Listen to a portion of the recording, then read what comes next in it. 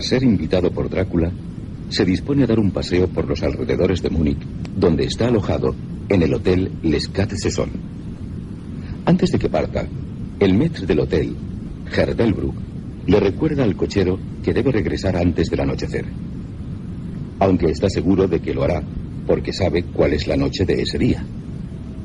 El inglés, curioso, fuera de la ciudad, ordena al cochero, Johann, que le diga a qué noche se refieren. Le responde diciéndole que es la noche de Walpurgis. De paseo, descubrirá una senda por la que se siente tentado a ir.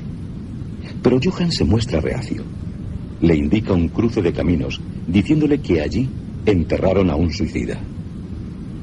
Mientras hablan, oyen algo así como un gañido de lobo o un ladrido de perro.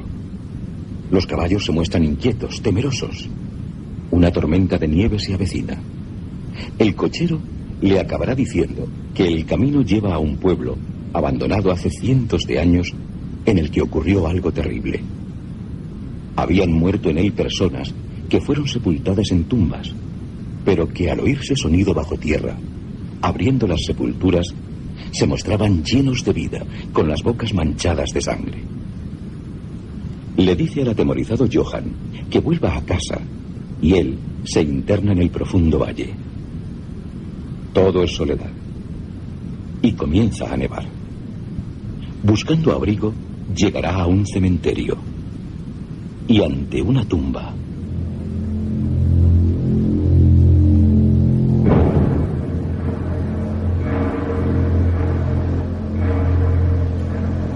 esta noche, el invitado de Drácula sigue contándonos su espantosa historia.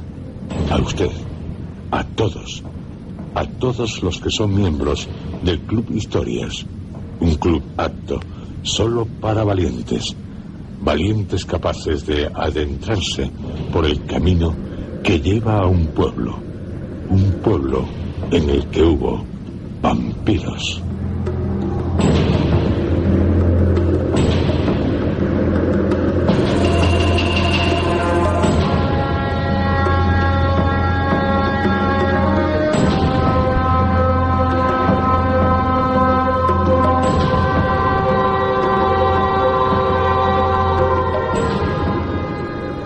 Bram Stoker, en El invitado de Drácula, se muestra todo un consumado maestro en ir poco a poco alcanzando el terror. El relato comienza con una situación agradable. En un día a principios de verano, en Múnich, en 1893. El que la acción transcurra en tal año es una licencia por nuestra parte, pero que consideramos adecuada, ya que es en 1893 cuando transcurre la acción de la novela Drácula. Pero enseguida nos inquietará al decirnos que deben regresar pronto por tratarse de la noche de Walpurgis. Y a partir de aquí, extraños aullidos de lobos o perros, inquietud en los caballos, el cruce de caminos donde se enterró a un suicida, el pueblo abandonado, la tormenta de nieve, tumbas en las que se encontraron a hombres y mujeres sepultados, pero llenos de vida, y la tumba de la condesa. Y en lo alto de la tumba, enterrada o clavada, una estaca de acero. Así, tras tantos e intensos detalles, Bram Stoker nos precipita al final de El invitado de Drácula.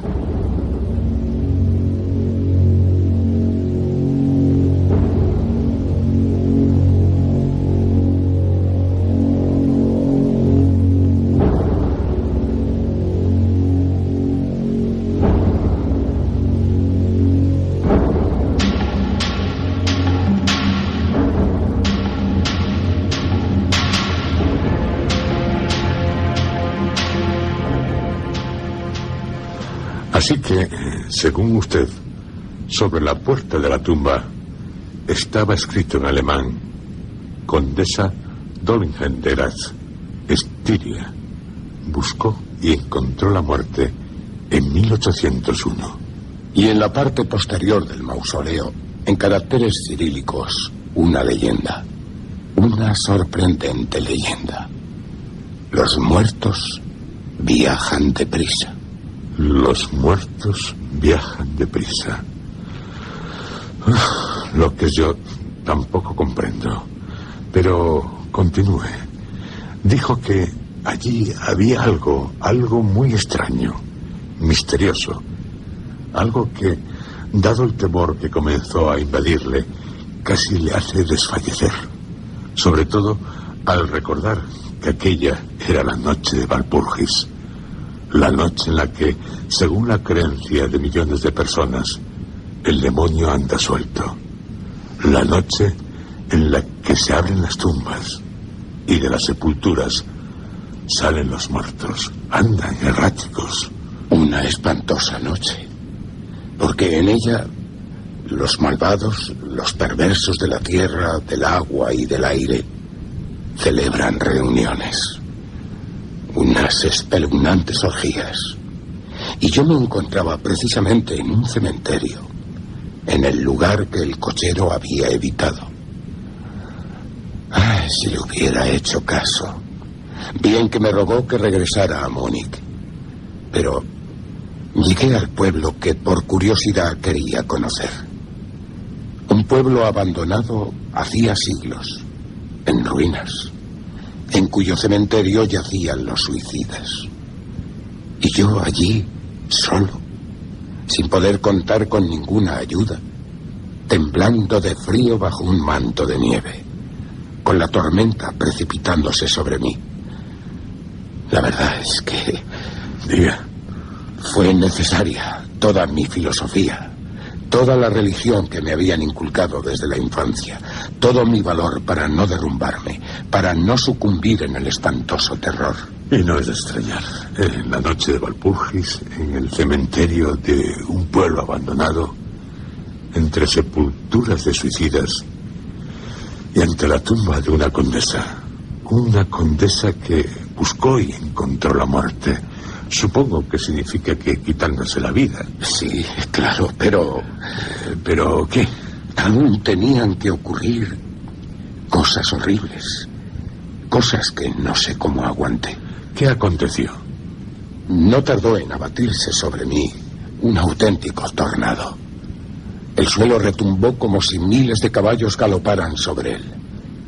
Y esta vez la tormenta llevaba en sus gélidas alas no nieve, sino un enorme granizo que cayó con tal violencia que parecía haber sido lanzado por los míticos honderos de las Baleares. Piedras de granizo que derribaban hojas y ramas y hacían de los cipreses un cobijo tan inseguro como los tallos de avena.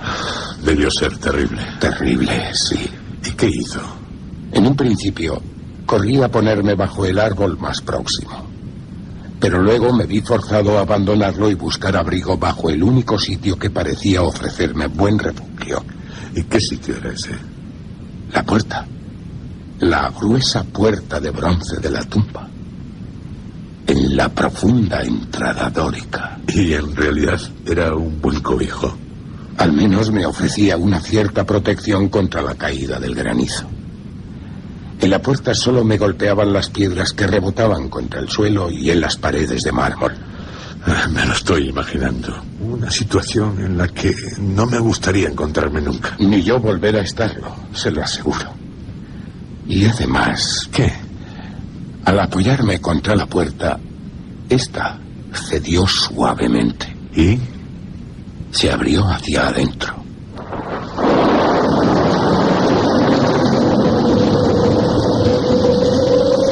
La puerta se abre. Con esta tormenta hasta me alegra el poder encontrar refugio dentro de una tumba. La tormenta es despiadada. Nada puede ser peor. Entraré.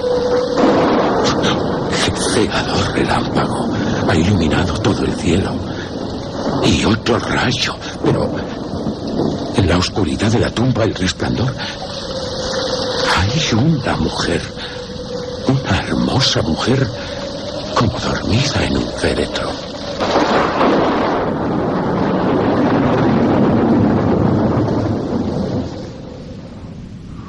Una hermosa mujer. Pero, allí, en el interior de la tumba, como dormida. Sí, créaselo. Muy bella.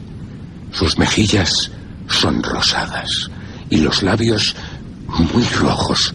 Pero, por favor, mientras el trueno rugió en lo alto, fui asido, atrapado como por la mano de un gigante y lanzado hacia la tormenta. Todo ocurrió a tal velocidad que antes de que pudiera darme cuenta del impacto, tanto físico como moral, de nuevo el granizo caía sobre mí. Tuve al mismo tiempo la sensación de que no estaba solo. Una sensación extraña, absorbente. ¿Y qué hizo? Miré hacia la tumba. Otro relámpago cegador cayó sobre la estaca de hierro que coronaba la sepultura y la recorrió hasta tierra, derribando y pulverizando el mármol como en una explosión. Fue como un estallido de llamas.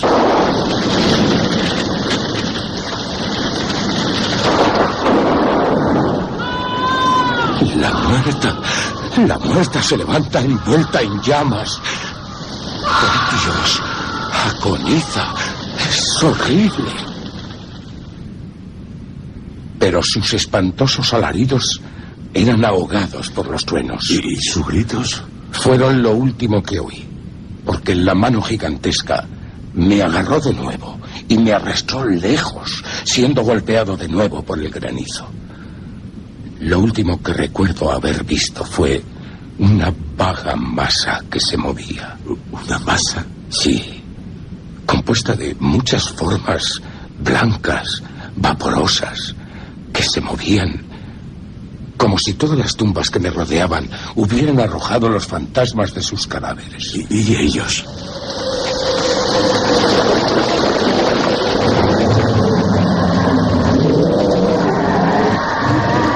Esos cadáveres, los muertos amortajados, vienen hacia mí.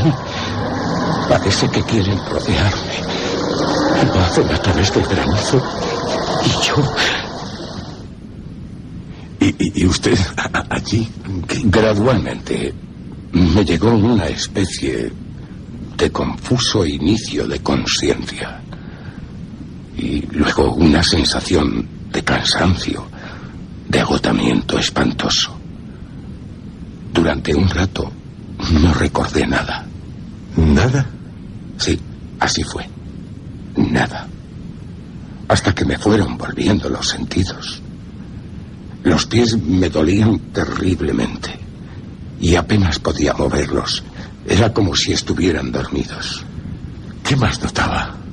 Una sensación gélida en la nuca y a todo lo largo de la espina dorsal. También mis orejas parecían no tener vida, al igual que los pies. Me dolían mucho. En cambio, en el pecho... ¿Qué había en su pecho? Un calor muy agradable, delicioso. ¿Cómo expresarlo? Era como una pesadilla física, por decirlo de alguna manera. Notaba un gran peso sobre mí, un peso que me asfixiaba, o al menos me impedía respirar con facilidad. ¿Y cuánto duró ese periodo de, no sé, semiletargo? Durante mucho tiempo, o eso me pareció a mí. A continuación tuve una sensación de repugnancia. ¿Repugnancia, dice? ¿Cómo era esa sensación? Como en los primeros momentos en que se va a tener un mareo. Ya. También tuve un fuerte deseo de liberarme de algo, pero no sabía de qué. Un vasto silencio me envolvía como si el mundo entero estuviera muerto o dormido. Aquella quietud solo era rota por el suave jadeo de algún animal junto a mí. ¿Un animal junto a usted? Sí, porque sentí un roce áspero y cálido en el cuello. Pero eso debió ser... horrible. Y me llegó la conciencia de la terrible realidad que me heló hasta los huesos e hizo congelarse la sangre en mis venas. ¿Y qué era lo que le angustió? Algún enorme animal estaba recostado sobre mí, y lamía mi garganta. ¿Qué hizo? No me atreví a moverme. El instinto de la prudencia me aconsejaba permanecer quieto. Pero la bestia parecía darse cuenta de que se había operado algún cambio en mí, porque levantó la cabeza.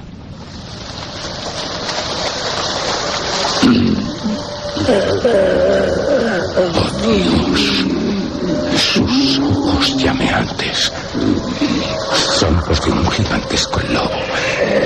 Sus dientes blancos, muy afilados, centellean en su boca. Y me llega el hedor de su respiración acre sobre mi rostro. No sé cómo pudo soportar. Ni yo. Aquello era peor que las más horribles pesadillas. Volví por otro espacio de tiempo a quedar sin memoria.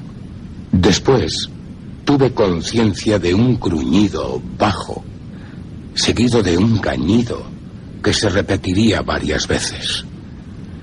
Luego, al parecer, desde una gran distancia, me llegaron voces, muchas, gritando al unísono.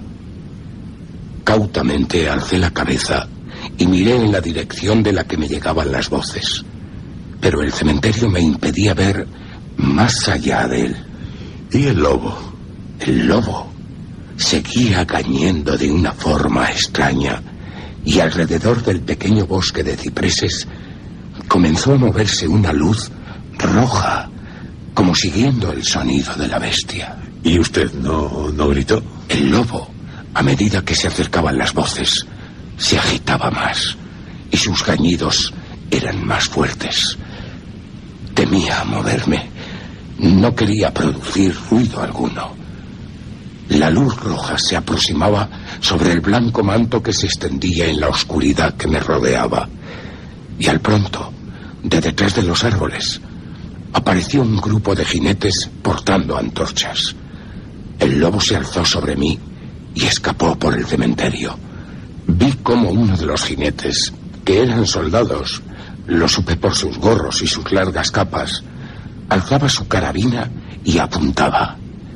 Un compañero golpeó su brazo hacia arriba y escuché cómo la bala zumbaba sobre mi cabeza. Era evidente que me había tomado por el lobo. Otro divisó al animal mientras se alejaba y oí un disparo. Luego, al galope, el grupo avanzó hacia mí y otros detrás del lobo, que desapareció entre los cipreses cubiertos de nieve. ¿Y usted no les decía? Traté de moverme, pero no lo logré. No tenía fuerzas, pero podía oír y ver todo lo que sucedía a mi alrededor. 2 o 3 soldados saltaron de sus caballos y se arrodillaron junto a mí. Uno de ellos me levantó la cabeza y colocó su mano sobre mi corazón. Buenas noticias, camaradas. Su corazón aún late. Señor, le daré un poco de brandy. Tome. Beba. Ya abre los ojos. Bien, señor. Hemos venido en su ayuda. Mis camaradas se llaman los unos a los otros. Este lugar asusta a cualquiera. Ya ve. Salen del cementerio tropezando unos con otros como posesos. ¿Lo habéis encontrado? No, pero vayámonos pronto de aquí. Este no es un lugar adecuado para quedarse, y menos en esta noche. ¿Qué era? Era, pues eso, un lobo. ¿Un lobo? Sí, ya se sabe. Y es inútil dispararle si no es con una bala bendecida. Nos está bien empleado por salir en una noche como esta. Eso sí, nos hemos ganado los 1000 marcos. Había sangre en el mármol derrumbado, y el rayo no llegó allí. ¿Y este hombre? ¿Está bien? Mirad su garganta. Ved, camaradas. El lobo estuvo echado sobre él, dándole calor. Sí, está bien. La piel no está herida. Pero, ¿qué significa todo esto? De no ser por el lobo, no le hubiéramos encontrado. Él, al aullar... ¿Qué es lo que ocurrió con el lobo? Volvió a su cobijo. Aquí hay suficientes tumbas en las que refugiarse. Pero vamos, vamos ya. Dejemos este lugar maldito. El oficial me ayudó a incorporarme mientras daba una orden. Y no tardaron varios hombres en colocarme sobre un caballo. Luego, este oficial saltó a la silla tras de mí, sujetándome con los brazos, y nos pusimos en marcha. Y dando la espalda a los cipreses, cabalgamos rápidamente en formación militar. ¿Por qué no les dijo nada? No tenía fuerzas. Mi lengua se negaba a ello. Estaba agotado. Así que, aunque no quisiera, me vi obligado a permanecer en silencio. Y debí quedarme dormido, pues de lo siguiente que me acuerdo, es de haberme encontrado de pie, sostenido por un soldado a cada lado. Era casi de día, y hacia el norte la luz del sol se reflejaba en una línea rojiza, como un sendero de sangre sobre la nieve. El oficial pidió a sus hombres: No deben contar nada de lo que han visto. ¿Nada? Excepto que hemos hallado a un extranjero, inglés, custodiado por un gran perro. ¿Un perro? Pero si no era un perro. Reconozco muy bien a un lobo cuando lo veo. Y era un lobo enorme. Digo que era un perro. Un perro. Mírele la garganta. ¿Es eso obra de un perro, señor? Sí, un perro. Si dijéramos otra cosa, se reirían de nosotros.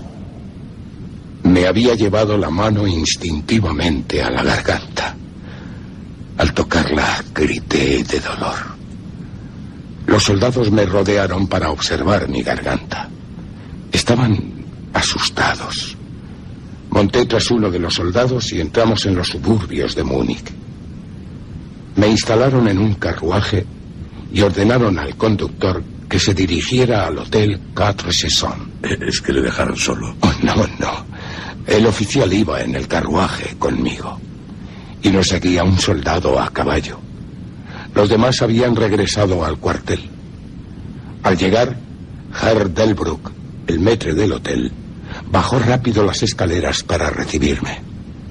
Era claro que había estado mirando desde el interior del hotel. Cogiéndome las manos, me condujo hacia adentro solícitamente. El oficial hizo un saludo y se volvía para alejarse, pero al darme cuenta de ello insistí en que me acompañara a mis habitaciones. Luego de un buen vaso de vino le agradecí calurosamente tanto a él como a sus camaradas que me hubieran salvado. Se limitó a replicar que se sentía más que satisfecho y que Herr Delbrück había notado las primeras medidas para premiar al grupo de rescate. Y alegando tener que cumplir con otras obligaciones, se fue. Pero, Herr Delbrück... Preguntad, señor. ¿Cómo y por qué salieron en mi búsqueda los soldados? Oh, vamos. Tuve la suerte de obtener del comandante del regimiento en el que serví autorización para pedir voluntarios que fueran a buscarle. ¿Y usted? Sí. ¿Cómo sabía que me había perdido?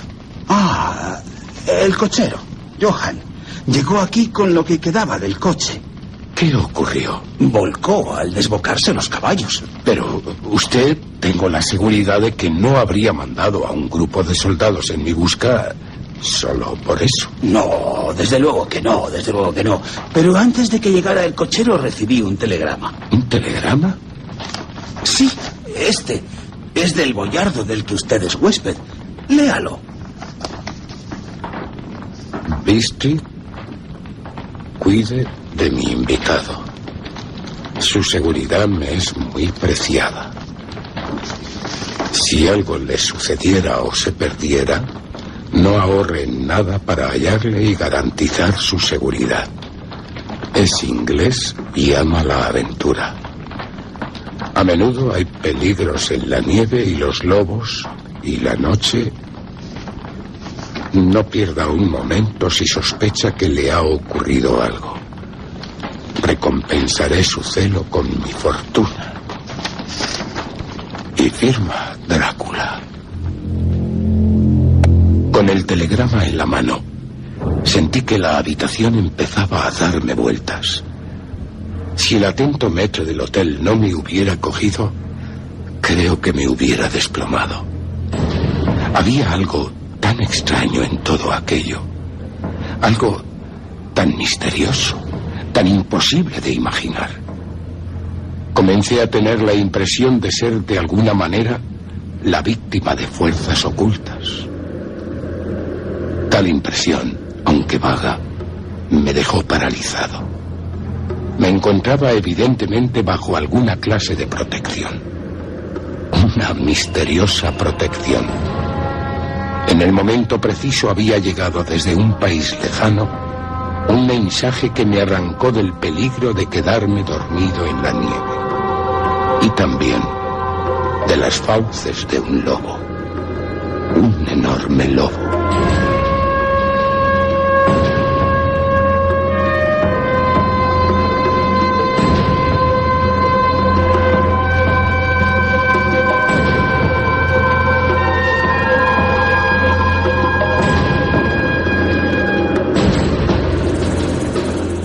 Así finaliza uno de los relatos más inquietantes de Bram Stoker, El invitado de Drácula.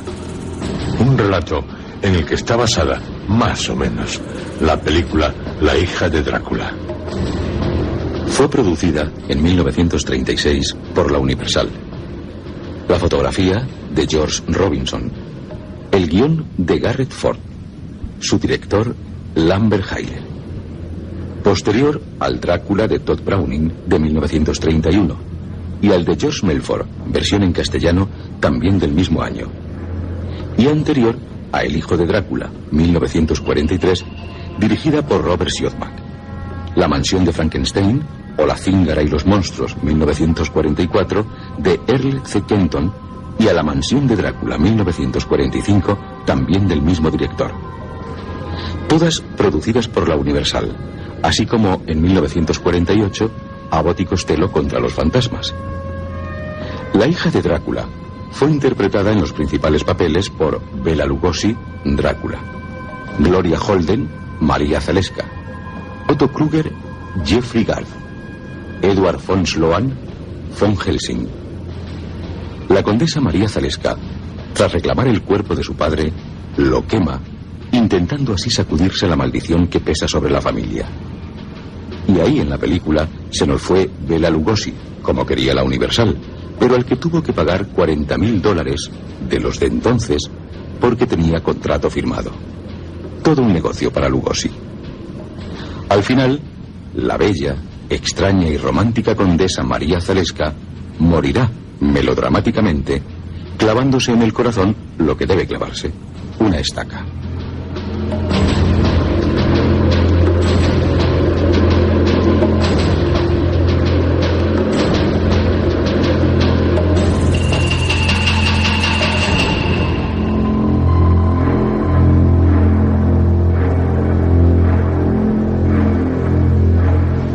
La verdad es que, en el relato El invitado de Drácula, solo sabemos del conde al final. Pero, y creo que es todo un acierto, al figurar en el título, está siempre presente. Y su no presencia se hace presencia. Como un espectro, un no muerto, como lo que es un vampiro.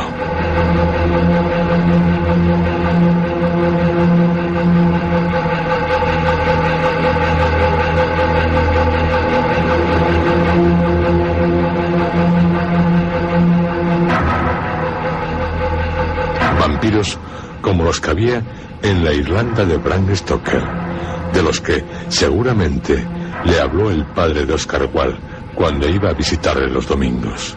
Vampiros, vampiros, pero vampiro, vampiro.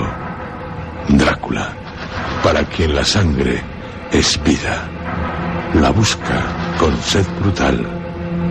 Su sangre, la mía, la de todos. Esté alerta.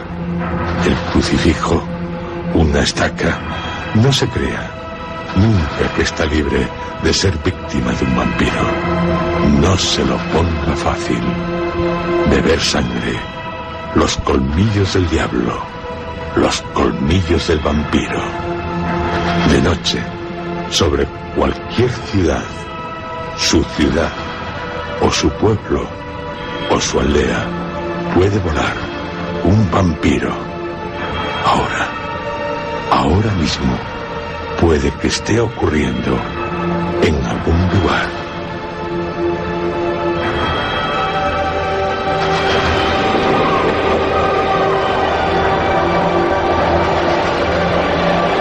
Tiene sed, mucha sed.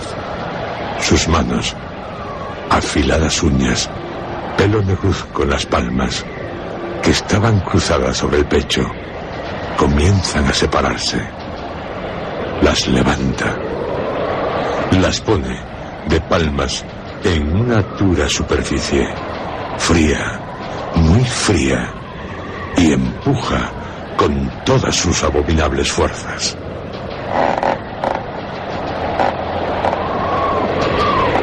Del ataúd sale un hedor insoportable y asoman sus garras con huesudos dedos apenas cubiertos con jirones de carne por el ataúd y, aferrándose a sus bordes, se incorpora, deja el ataúd y camina por el cementerio. Se dirige a la salida de tan sobrecogedor lugar. A los no muertos les temen hasta los muertos. Pasa por entre tumbas, entre panteones, y llega a la puerta. No hay nada capaz de detenerle. La empuja. La puerta se desploma y mira amenazador hacia su frente. Sabe que allí cerca hay unas casas y que en las casas duermen sus víctimas. Y hacia ellas se dirige. Será una orgía sangrienta. La noche es roja para el monstruo, tan roja como la sangre.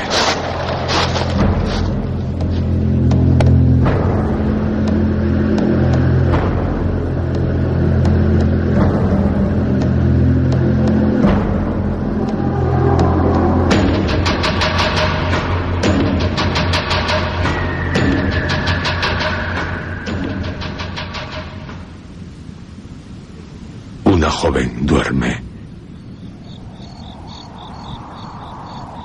Él contempla fascinado el cuello de cisne de la muchacha, tierno, delicado y palpitante.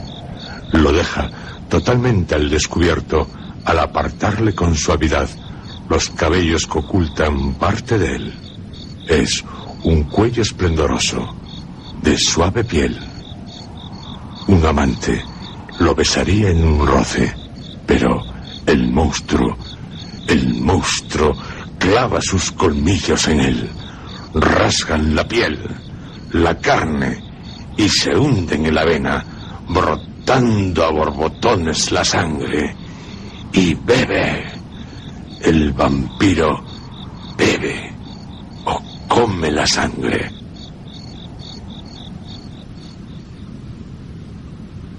La antropofagia, como se la llamaba antes, o el canibalismo, como más se dice ahora, palabra prácticamente igual en todos los idiomas, significa el acto de comer carne humana. Pero también se habla de beber carne humana, o sea, el degustar la sangre humana, la savia especial para muchos pueblos. Ninguna civilización puede enorgullecerse de desconocer el canibalismo, ni en las culturas europeas. Por ejemplo, Pietro Coletta, en su Historia del Reino de Nápoles, nos relata un estremecedor caso acaecido, y desde luego que no fue el único, tras la invasión de los franceses en Nápoles en el año 1799. En otro lugar de la misma provincia, hizo de las suyas el molinero Gaetano Momione, jefe de una banda de guerrilleros, un monstruo en forma humana, cuya gula por la sangre era semejante a la de un tigre, y cuyas atrocidades solo puedo mencionar con escalofríos. Tenía una auténtica sed de sangre humana. Cuando se daba cortes en las venas, se bebía la propia. Y al ocurrir esto a otros, se la hacía dar y la sorbía con verdadera codicia. En su comida del mediodía, había que ponerle encima de la mesa una cabeza cortada y que todavía sangrara. Se bebía la sangre y demás líquidos de un cráneo humano, por lo cual, a menudo, necesitaba de uno nuevo. Yo no creería esas monstruosidades por haberme enterado de oídas, si no hubiera encontrado los datos al respecto en la historia del consejero de Estado Vincenzo Coco, un funcionario erudito y un hombre digno de crédito.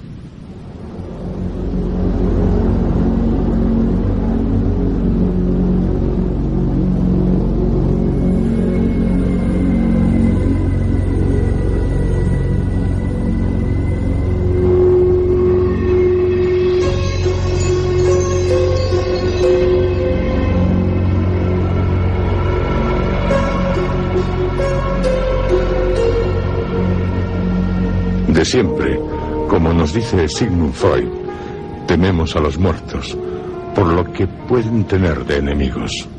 Algo que no disimulan los salvajes, que tienen miedo del posible retorno del espíritu del difunto y recurren a multitud de ceremonias destinadas a mantenerlo a distancia y a expulsarle.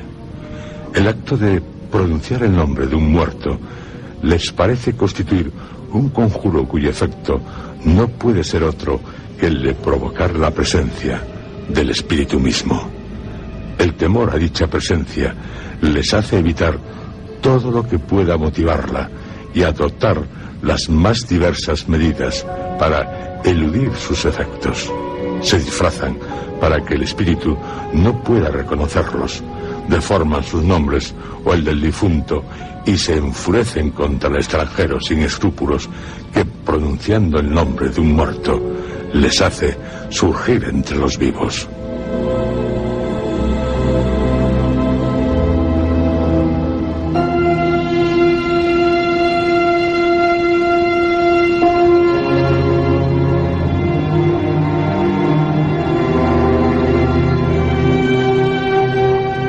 Siendo la muerte la mayor desgracia que puede caer sobre el hombre, según Westermarck, se piensa que los muertos han de hallarse descontentos de su suerte. El alma tiene que hallarse llena de cólera y ávida de venganza. Se supone además que, celosa de los vivos y queriendo volver a la sociedad de los antiguos parientes, intenta provocar su muerte, haciéndoles enfermar, único medio que posee de realizar su deseo de unión. En el miedo instintivo que las almas de los muertos inspiran, miedo derivado a su vez de la angustia que experimentamos ante la muerte, hemos de ver otra explicación de la maldad atribuida a los espíritus.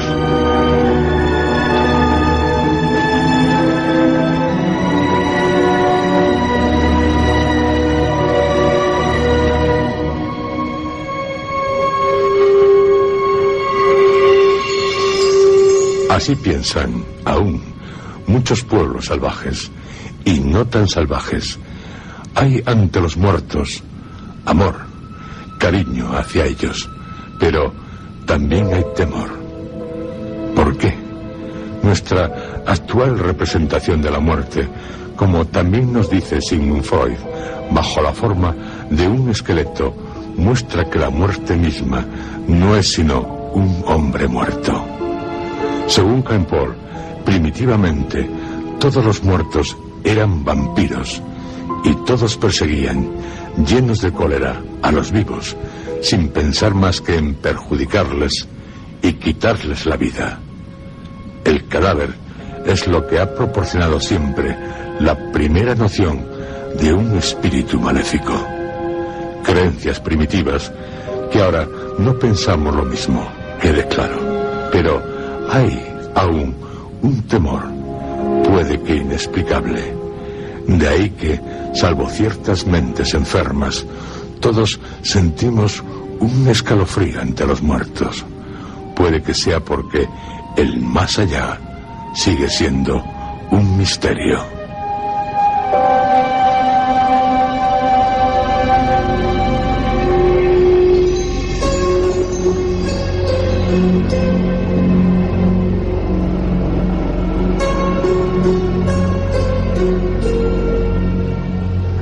algunas veces hasta el propio Drácula, ante casos reales, no nos parece tan monstruoso. Pero también es cierto que Bram Stoker lo hace único, infernal, como cuando nos relata: lo que vi me aterró. Tuve la sensación de que se me erizaban los pelos de la nuca y que el corazón dejaba de latir. Había una luna tan brillante que la luz que penetraba en la habitación permitía ver con bastante claridad. Jonathan Harker estaba tendido en el lado de la cama más próximo a la ventana, con el rostro congestionado, apenas teniendo fuerzas para respirar, como sumido en un estupor. Arrodillada en el borde de la cama más próximo a los que estamos en la habitación, mirando hacia la puerta, se encontraba su esposa. De pie, junto a ella, había un hombre alto y delgado, vestido totalmente de negro. Supimos de inmediato, aunque estaba vuelto de espaldas, que era el conde.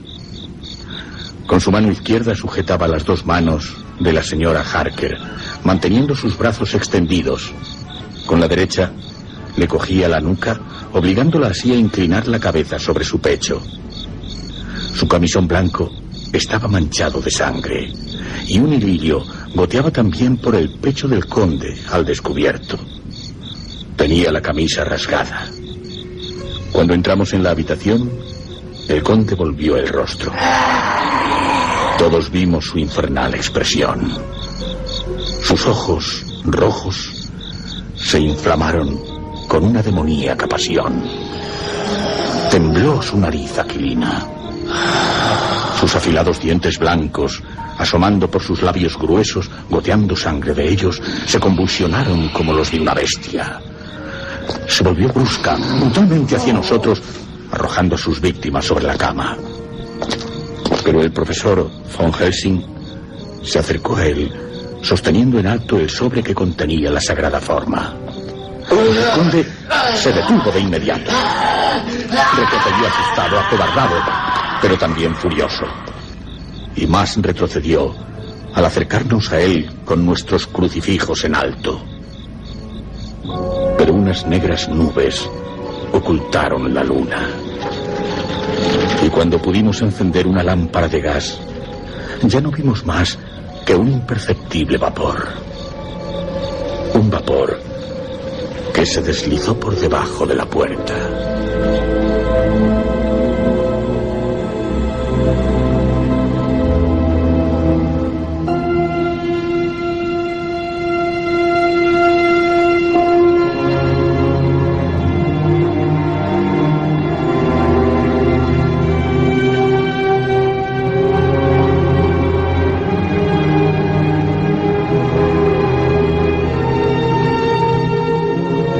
No todos están en el ánimo de acabar con los vampiros como el profesor Von Helsing.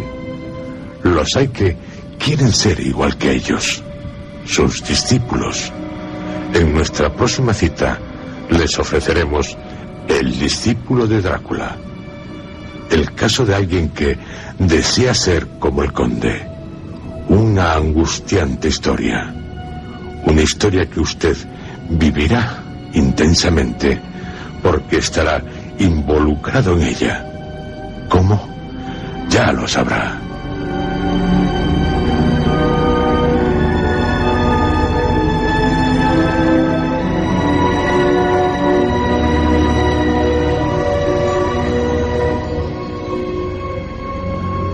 Hay vampiros, cazavampiros, vampiros, los hijos de vampiros, y también hay discípulos de vampiros, de Drácula. Les fascina el conde, les fascina el que les otorgue una existencia eterna. Así es, El discípulo de Drácula. No se lo pierdan, pero eso sí, les aconsejo que no sean como tal discípulo. Estarían perdidos.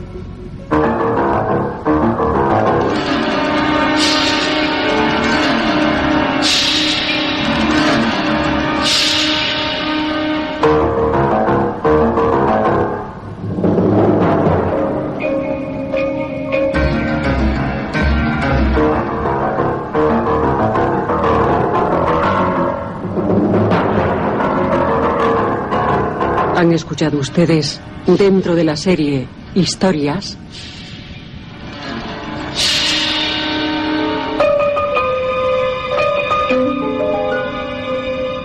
¿Un lobo?